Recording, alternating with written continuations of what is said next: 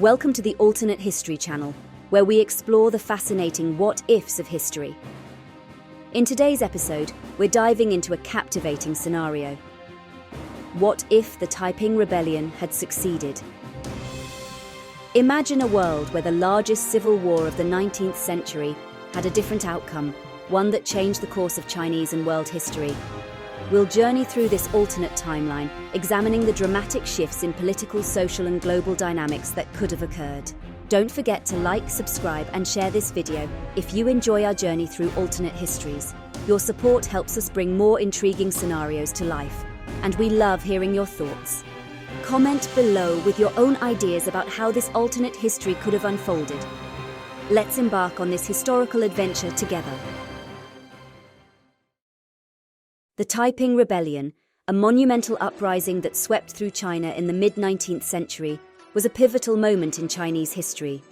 Led by Hong Xiuquan, the rebellion was a radical socio-political movement that sought to overthrow the Qing Dynasty and establish the Taiping Heavenly Kingdom, a state based on Hong's unique interpretation of Christianity. Historically, the Taiping Rebellion was eventually crushed by the Qing forces with assistance from European powers.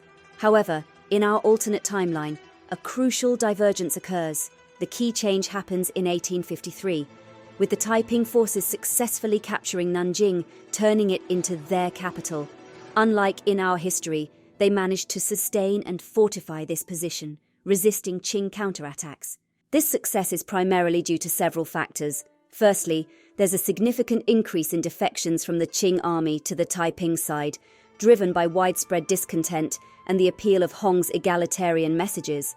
Secondly, European powers, preoccupied with their own internal issues and conflicts, failed to provide the critical military support to the Qing Dynasty that they did historically.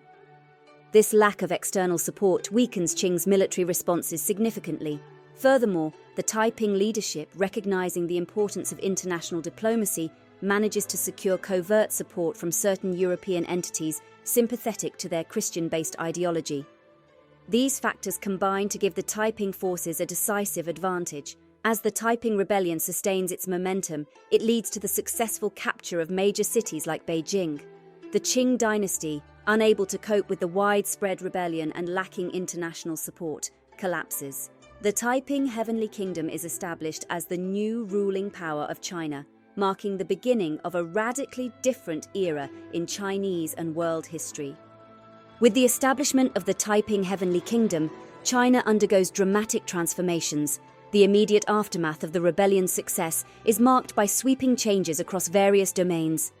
The Qing dynasty's fall leads to a complete overhaul of the governmental structure. Hong Xiuquan establishes a theocratic regime based on his religious beliefs.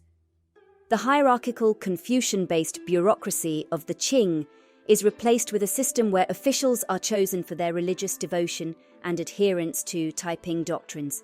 This shift drastically alters the dynamics of power and governance in China.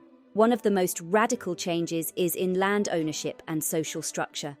The Taiping regime implements widespread land reforms, redistributing land from the wealthy elite to the peasants. This not only disrupts the traditional social order, but also aims to eliminate poverty and create a more egalitarian society. These reforms are met with mixed reactions, with peasants largely supportive, while the landed gentry and traditional elites find themselves dispossessed and disenfranchised. Christianity, interwoven with unique interpretations by Hong Xiuquan, becomes the state religion. This leads to a significant cultural and religious shift in a traditionally Confucian and Buddhist society. Temples and traditional cultural practices are either modified to fit Christian doctrines or abolished. This religious transformation creates tensions and resistance among sections of the population who cling to traditional beliefs. The Taiping leadership's emphasis on communal ownership and distribution of wealth leads to significant economic reforms. These changes disrupt the existing trade and market systems, leading to initial economic instability. However, the Taiping government's focus on self-sufficiency and agrarian reform aims to build a sustainable, equitable economy. Internationally, the success of the Taiping Rebellion creates a sense of unease among European powers and neighboring Asian countries. The unexpected rise of a Christian theocratic state in China alters diplomatic relations. While some European entities that supported the rebellion seek to establish favorable ties, others view the new regime with suspicion.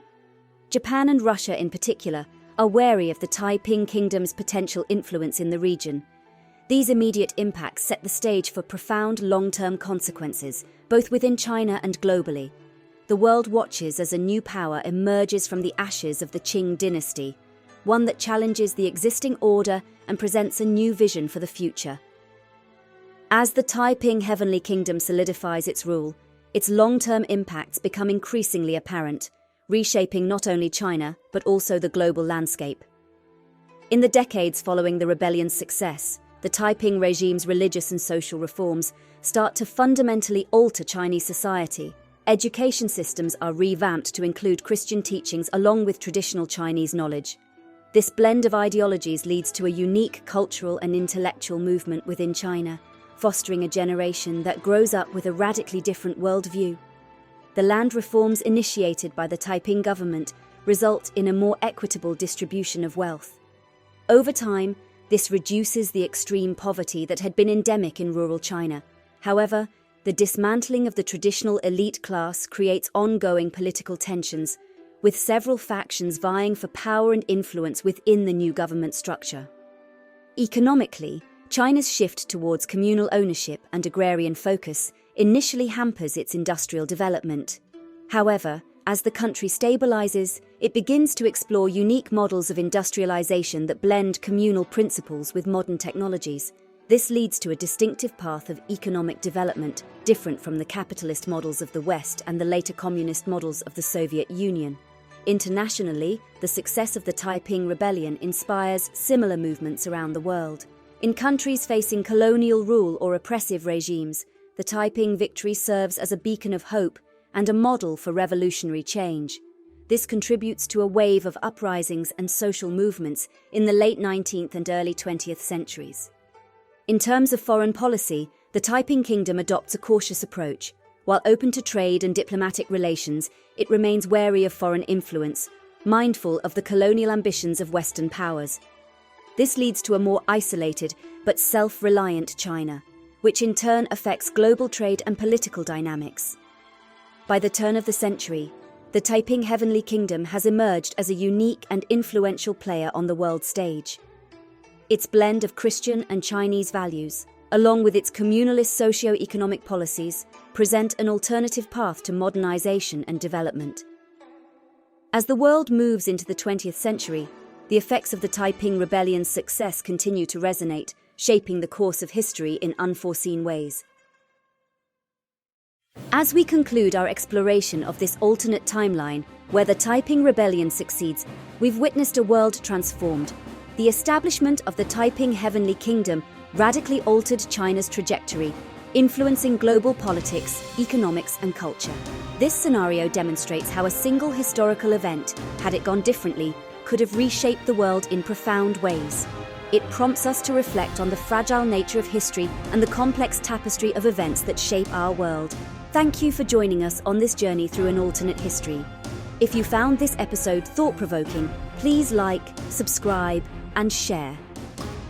Your engagement helps us continue to delve into fascinating historical what-ifs. We're eager to hear your views, so please leave a comment sharing your thoughts on this scenario or suggesting new alternate histories for us to explore. Stay tuned for more intriguing journeys into the realms of what might have been, only on the Alternate History channel.